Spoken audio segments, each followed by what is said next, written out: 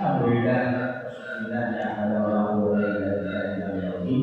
Alhamdulillah, wa sallallahu Muhammadin abdihi wa rasulihi wa khairu wasi yang dimuliakan Allah, yang mana yang kedua tiga empat lima rumah saya baguslah. Saya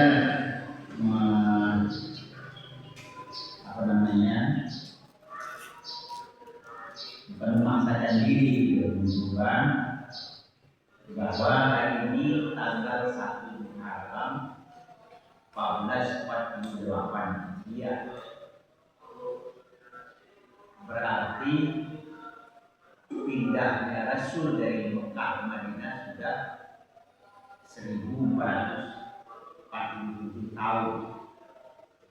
Tapi kalau ditarik ke belakang kelahiran Rasul itu, kalau Rasul itu pindah 622, Rasul pindah dari Mekah ke Madinah itu usianya 52 tahun atau 53 tahun.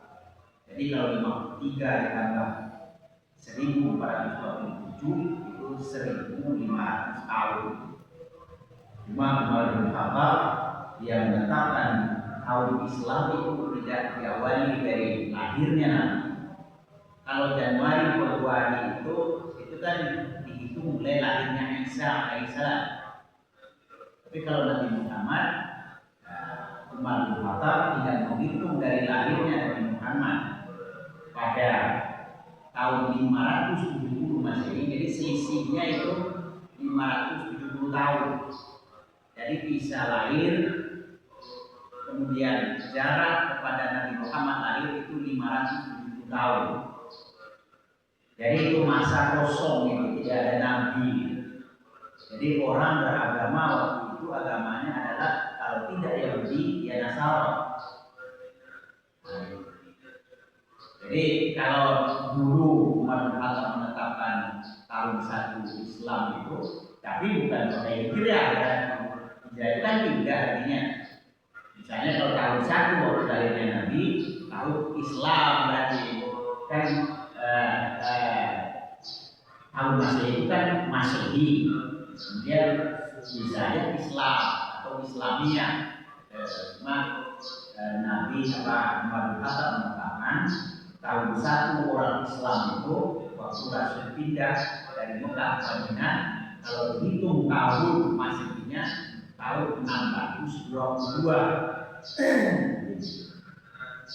Kemudian saya awali dari Muharramnya dulu. Jadi kalau kita tahu Islam itu Muharram, Safar, Rabiul Awal, Rabiul Akhir, Jumadil Awal, Jumadil Akhir, Rajab, Sya'ban, Ramadan, Syawal, Dzulqa'dah, Dzulhijjah. Itu hitungannya. Kita harus tahu. Apapun itu apa enggak ya? Kapan? Jadi kalau Januari, Februari, Maret, April, Mei, Juni, Juli, Agustus, September, Oktober, November, Desember. Nah, kalau dia 30, 31, tapi Februari 28. Nah, kalau Muharram, Safar, Awal, Akhir, Awal, Akhir itu antara 30 dan 29. Makanya itu setiap tahun selisih puasa Ramadan itu 11 hari mestinya maju dia.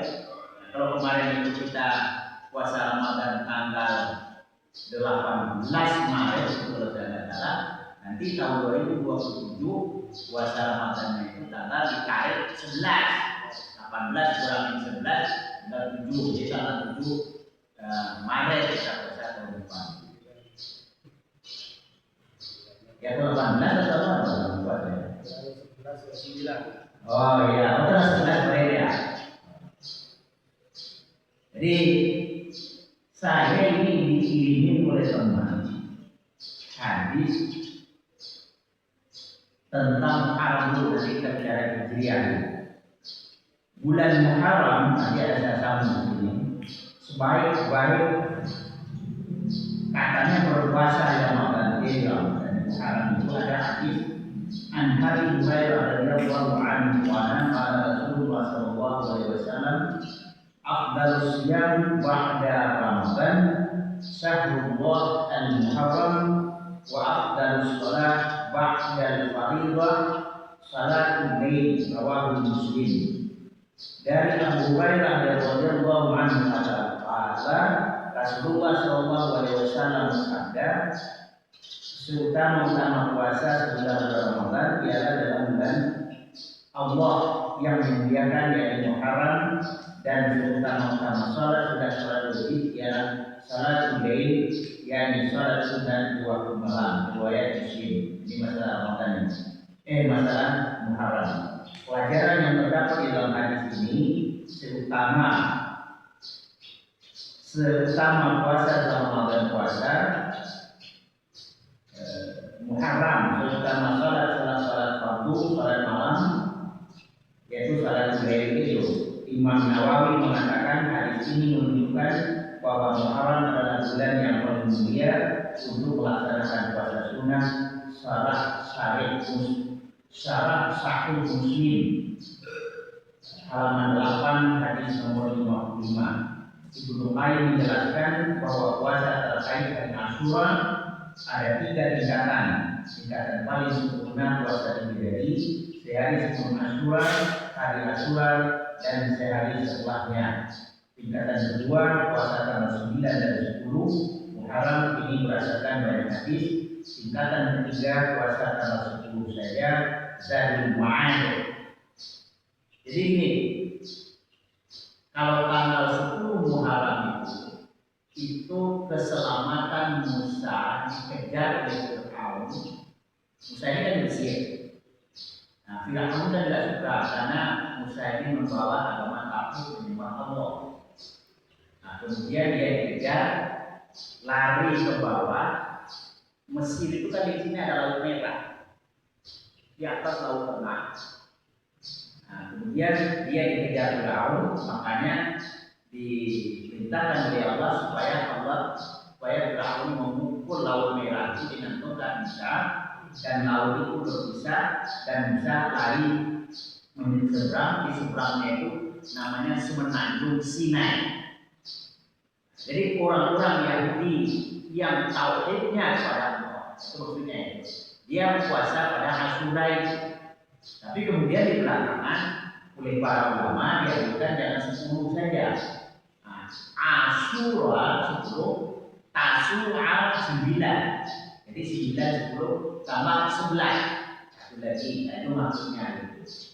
Supaya tidak sama dengan Yahudi. Tapi sebenarnya Yahudinya itu dulu adalah Yahudi yang beragama tauhid.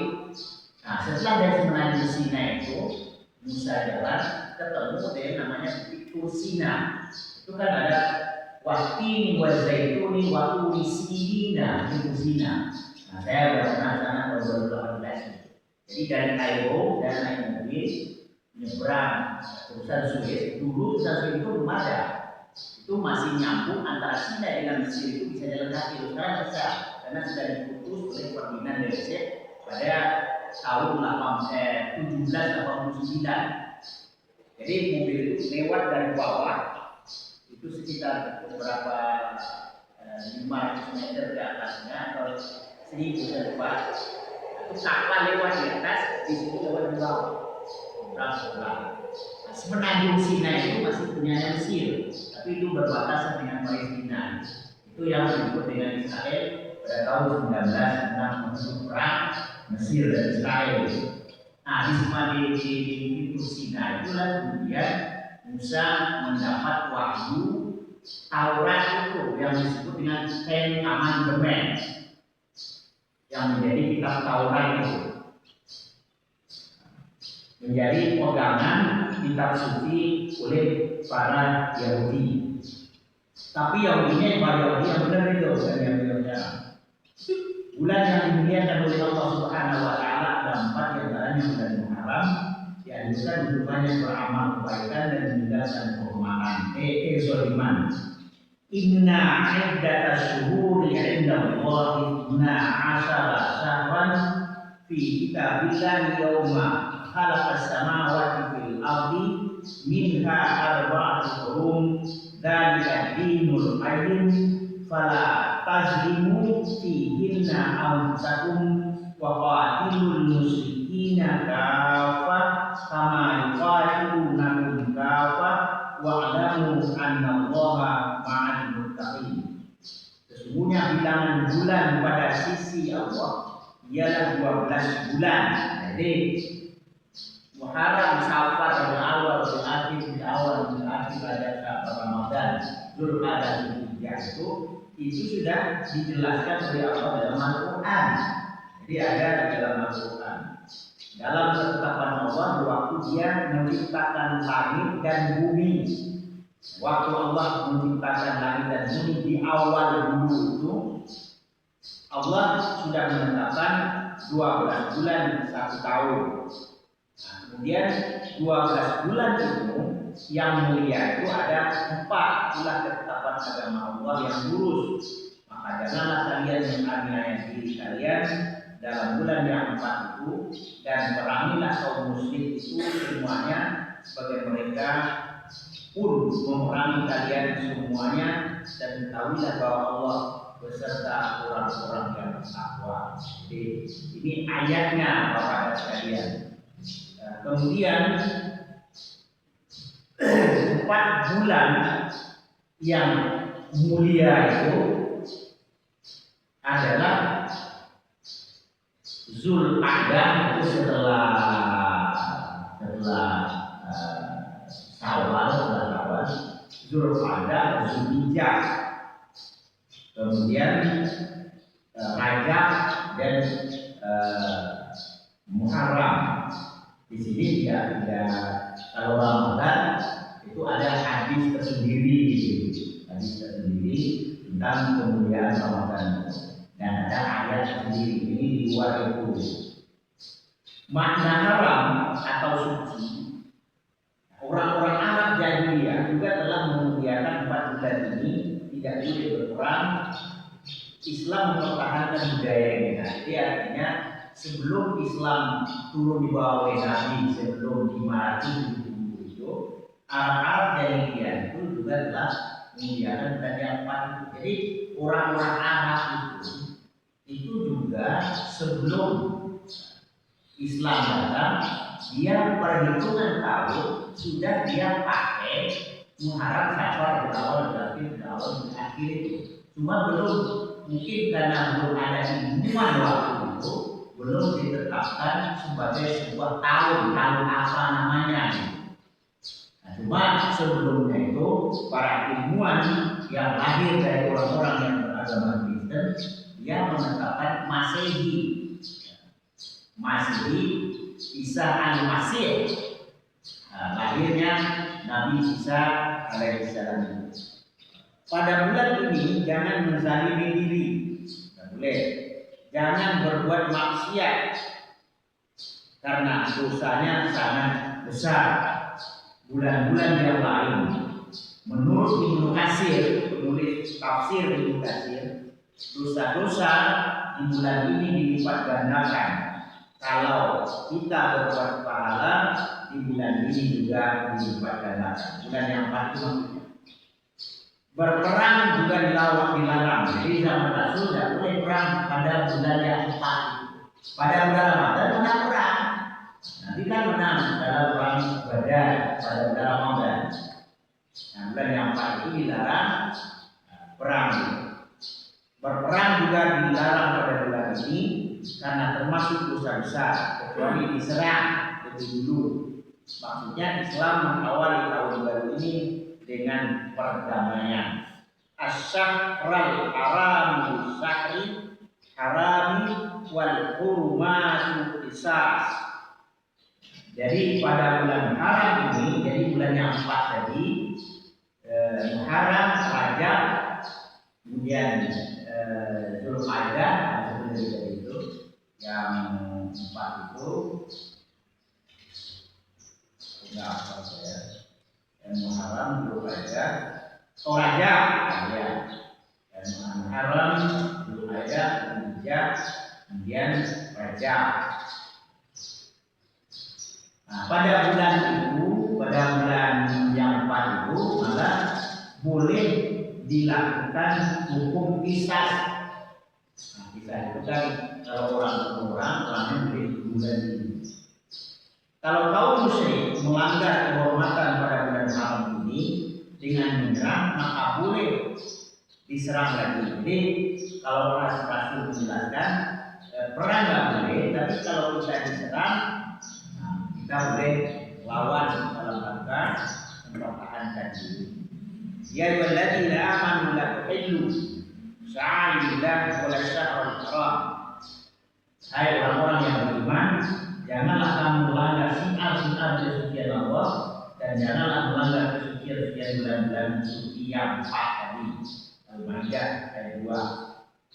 Suci di sini maksudnya jangan mengganggu orang yang pergi haji. Jadi artinya nggak boleh perang pada bulan itu, terganggu orang yang menunaikan ibadah haji pada Dzulhijjah tadi dan umrah, menghalangi orang-orang ke Masjidil Haram.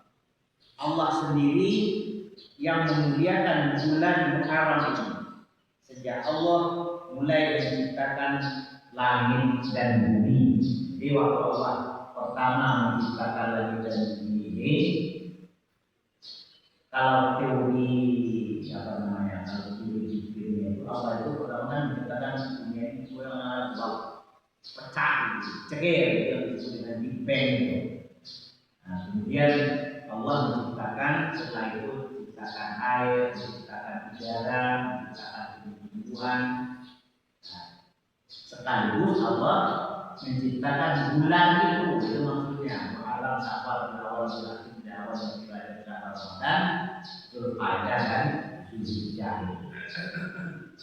Menurut Syekh Sa'rawi, bulan haram yang 4 tadi itu merupakan momentum instruksi diri untuk meninggalkan kezaliman, karena semua amal akan dipadatkan. Jadi ada semacam anjuran yang puasa malam ini, kemudian kalau pajak Syaban, Ramadan kan itu. Tapi kita tidak mengikuti pajak-pajaknya yang lain itu, hanya ibadah-ibadah yang mendekatkan diri kepada Allah, sholat, kemudian sedekah, zikir. Kemudian kalau ada Dzulhijjah pastilah itu kan ibadah haji. Dalam hadis riwayat Tirmidzi, Nabi SAW berkata, bulan haram adalah bulan di mana Allah menerima taubat hambanya. Kalau kita tobat di bulan ini, bulan haram ini Allah akan menerima taubatnya. Nah, anjuran yang lain di bulan Muharram, perbanyak taubat. Nah, saya akan juga sering menjelaskan taubat ini. Taubat itu tidak harus khusus gitu. Jadi kita sholat itu dengan zikir itu kita sudah taubat namanya. Jadi coba-cobalah dari ini. Habis sholat itu jangan kabur. Baca astagfirullahaladzim, astagfirullahaladzim, astagfirullahaladzim. Kalau perlu 10, 20 atau berapa, sudah itu baru langsung yang zikir itu. Cuma kita di Muhammadiyah tidak dibiasakan dipimpin bersama itu. Astagfirullahaladzim, la ilaha illallah, menjamin waktu mudah orang lain dan ilahi la ilaha illallah wa la syarika lahu mulku wa itulah zikir itu. Allahumma tassalam alayka ya Muhammad wa ala salam wa alaina jannata wa salam wa rabbana wa ta'ala jalal al-qalb. Itu zikir itu banyak di luar. Allahumma lamma wa'ataita wa ma'atiyani ma'anata wa la yaqawzal jati minkal jatu ilaihi yawabdi subhanallah jatiba tiga alhamdulillah tiga Allahu Akbar 33. Kemudian doa kita sesuai dengan kemampuan kita. Doa bahasa Indonesia juga boleh. Itu yang disebut dengan tobat itu seperti itu. Malam-malamnya juga kalau jam 12 atau jam 1 kemudian salat mulai berdoa berzikir seperti tadi, tambah baca Al-Quran, itu proses tobat itu seperti itu. Seperti itu yang disebut dengan tobat. Jauhi maksiat dan komplain. Kita sudah biasa menjauhi. Nah, kemudian yang puasa yang tadi, kalau puasa itu yang 3 itu dipakai dengan yang satunya. Kemudian perbanyak sedekah dan membantu keluarga kita yang terdekat yang kurang mampu. Karena bersedekah itu diutamakan keluarga dulu yang kurang mampu. Perbanyak sholat tahajud, perbanyak doa, perbanyak zikir, perbanyak membaca Al-Quran. Nah, ini kita tidak laksanakan ini. Masih tidak melaksanakan santunan anak yatim dan duafa. Nah, ini dijelaskan di sini Allah menyelamatkan Nabi Musa dari kejaran Fir'aun atas 10 tadi. Kemudian syahidnya cucu Nabi Muhammad SAW yaitu Husain bin Ali bin Abi Thalib waktu perang Karbala meninggalnya Husain itu. Nah, kemudian ini khusus bulan Muharram. Nah, kemudian kita pahami hijrah atau hijriah karena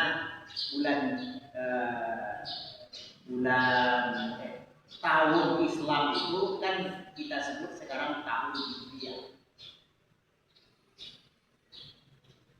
yang diawali dengan pindahnya Rasul dari Mekah ke Madinah pada tahun 622 Masehi.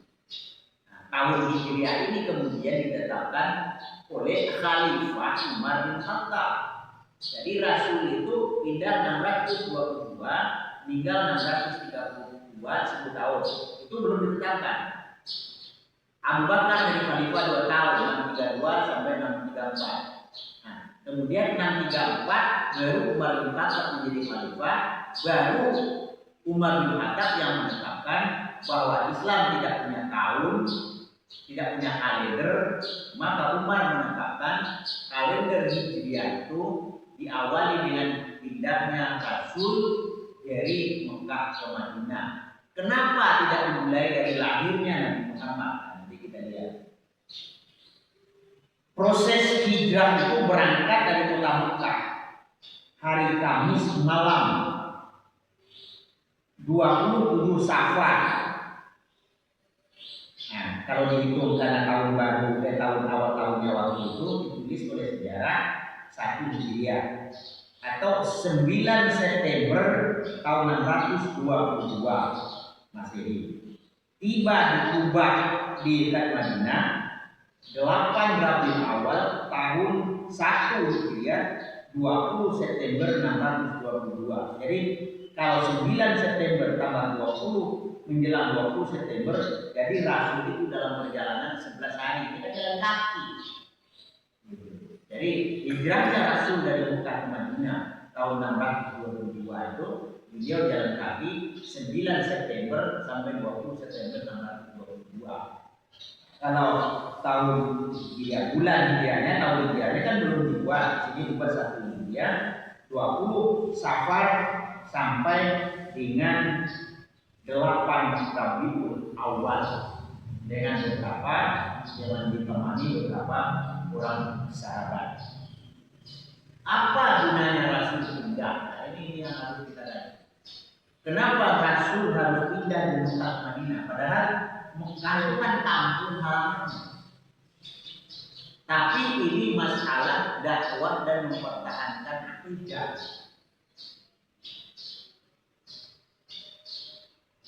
Yang pertama menjaga akidah dan kelangsungan dakwah Islam. Karena Rasul ditahan oleh orang-orang Mekah.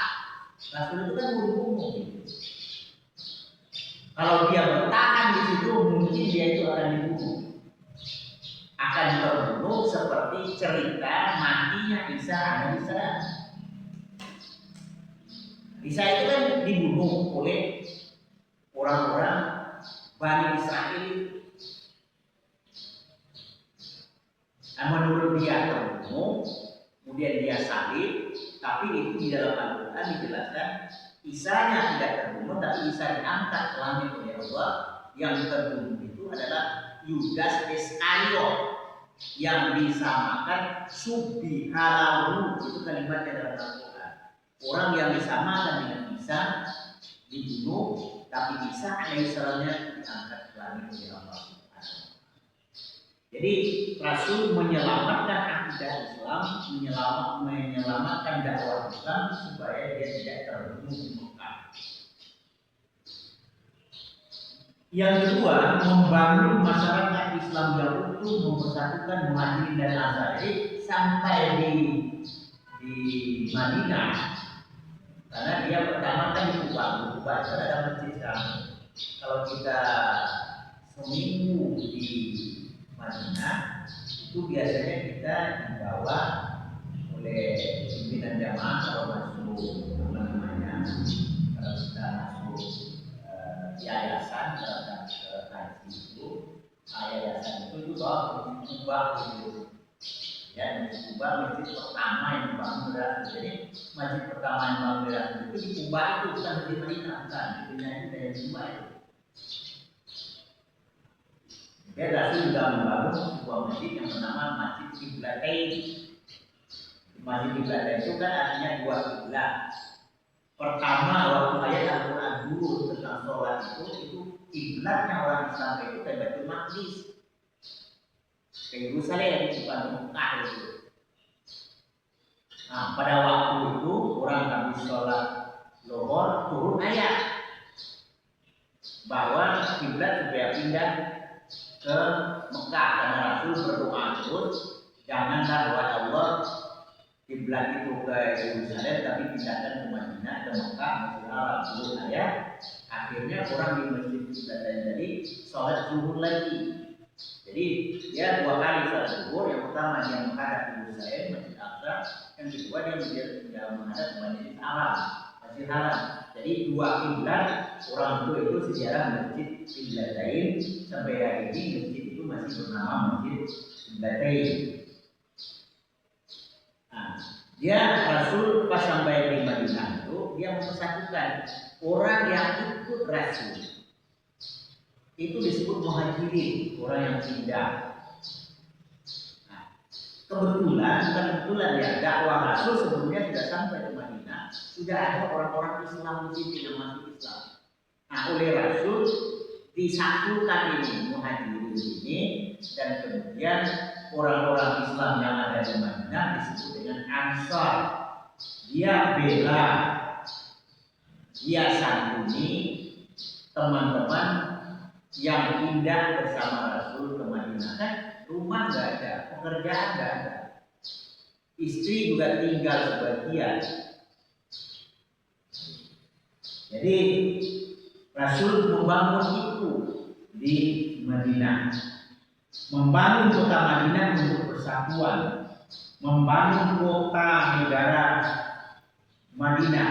Kalau bila bersahabat disebut dengan Al-Madinatul Fadilah, negara kota. Rasul membangun Madinah itu sebagai sebuah negara kota, sama lah dengan Vatikan. Vatikan itu sebenarnya kan kota negara dalam negara. Vatikan itu adanya kan di kota Roma. Itu ada, itu paling juga tidak sampai sebesar kampung ini. Itu ada gereja Katolik itu pusat daripada agama Katolik seluruh dunia.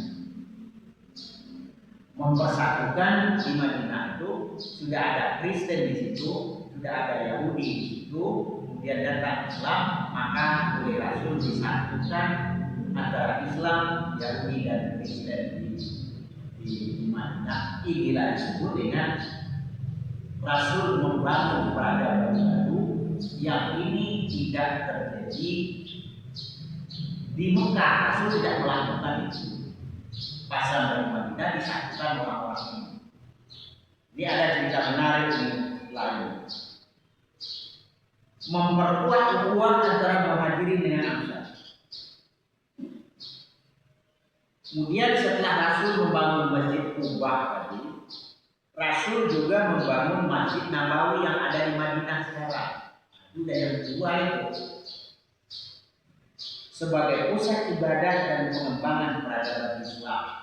Jadi seluruh kegiatan masyarakat selama Rasul berada di Madinah yang hanya 10 tahun, seluruh kegiatan Rasul itu berada di Masjid Madinah.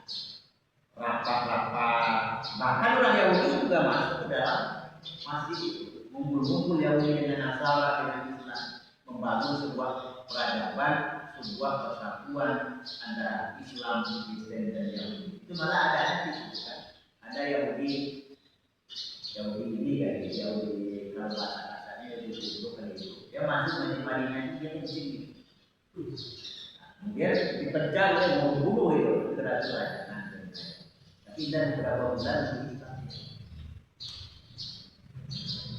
Nah ini yang menarik dalam sebuah sejarah. Mungkin kalau yang belum membaca sejarah ini tidak ada yang disebut dengan piagam Madinah, Madinah Charter. Itu istilahnya di dalam sejarah, yaitu sebuah perjanjian antara Islam, Yahudi dan Nasara hidup berdampingan secara damai. Dibuatlah piagam Madinah atau Madinah Charter. Itu terkenal dalam sejarah. Nah, titik tolak kebangkitan dan kemerdekaan kaum muslimin. Jadi itu pekerjaan berat Rasul itu di Madinah itu. Itu kan multikultural. Ada Yahudi, kalau kita di Indonesia jangan itu tidak ada. Dia ada satu dua gitu. Banyak. Itu berarti di situ. Nah, jadi itulah Islam yang sudah dirintis oleh Rasul pada masa mulai tahun 622 sampai 633. Kemudian hikmah hijrah untuk kita sekarang. Ini yang perlu kita pahami. Apa hikmah besar daripada hijrah yang dilakukan oleh Nabi? Sebenarnya itu kalau ada orang ahli menjelaskan, pindahnya Rasul dari Mekah ke Madinah itu pekerjaan berat. Kalau boleh, ada ahli sejarah mengatakan, kalau boleh Rasul mengelak waktu itu, mungkin Rasul akan menolak, tapi karena ini adalah perintah. Mungkin Rasul akan berkata, ya Allah, kenapa engkau saya disuruh pindah dari tanah tempat kelahiran, tempat darah tertumpah supaya pindah ke Madinah? Ini pekerjaan berat ya. Tapi karena ini adalah wahyu perintah Allah, Rasul harus jalan kaki selama 11 atau 12 hari untuk menyelamatkan akidah Islam, untuk menyelamatkan dakwah Islam dalam memperjuangkan Islam. Akhirnya nanti setelah Nabi meninggal kan berakhir.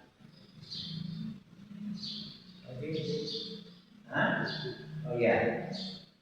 Kemudian hikmahnya perubahan besar butuh pengorbanan dan strategi. Meninggalkan zona aman, harta, kampung halaman demi tujuan yang lebih besar.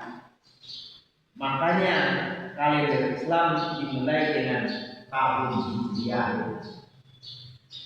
Bukan dari kelahiran Nabi atau bukan juga waktu wahyu pertama.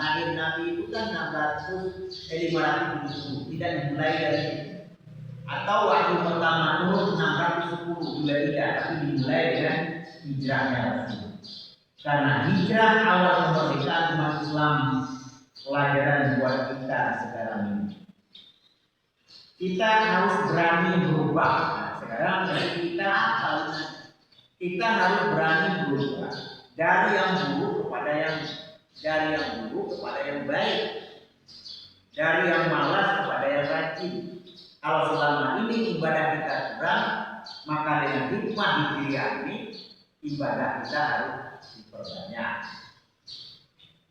Kemudian membangun masyarakat yang lebih baik,